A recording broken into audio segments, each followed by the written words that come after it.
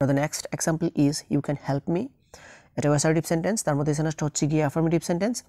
আর সেন্টেন্সটি affirmative হলে এটা question হবে গিয়ে নেগেটিভ। অক্সিলারি ভার্ব থাকলে এটা কোশ্চেন করার সময় তাকে ব্যবহার করতে হবে। কেন হচ্ছে কি অক্সিলারি ভার্ব, সেই জন্য এটাকে আমরা ব্যবহার করব।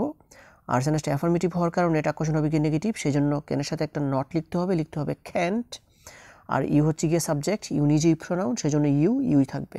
So you can help me, এটা কোশ্চেন করলে হবে can't you. Now the next example is she got a perfect score on the test. এটা অ্যাসার্টিভ সেন্টেন্স, কারণ শুরুতে আছে subject.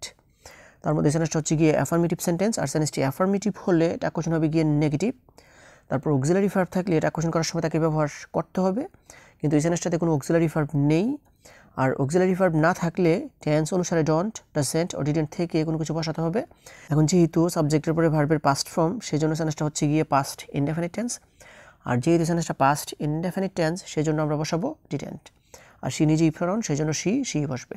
So she got a perfect score on the test, এটা question করলে হবে didn't she. Now the next example is Shihab and Jenny are friends. এটা assertive sentence, কারণ শুরুতে আছে সাবজেক্ট। তবে অ্যাসার্টিভ সেন্টেন্স হচ্ছে গিয়ে দুই প্রকার, অ্যাফার্মেটিভ আর নেগেটিভ। তার মধ্যে সেন্টেন্সটা হচ্ছে গিয়ে অ্যাফার্মেটিভ সেন্টেন্স, মানে আবোধক সেন্টেন্স।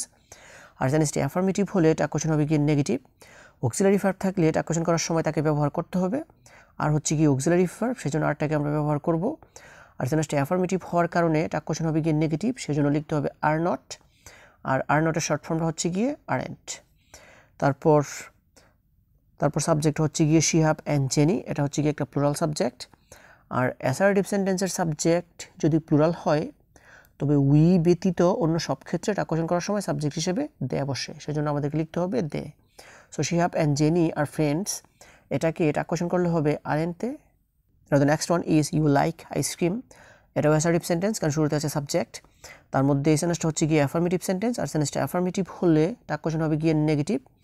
অক্সিলারি ভার্ব থাকলে এটা কোশ্চেন করার সময় তাকে ব্যবহার করতে হবে, কিন্তু এই সেন্টেন্সটাতে কোনো অক্সিলারি ভার্ব নেই।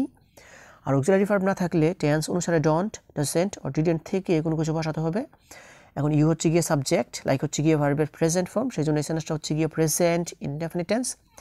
আর যেহেতু সেন্টেন্সটা প্রেজেন্ট ইনডেফিনিট টেন্স, সেই জন্য আমরা ডন্ট অথবা ডাজন্ট থেকে কোনো কিছু বসাতে হবে।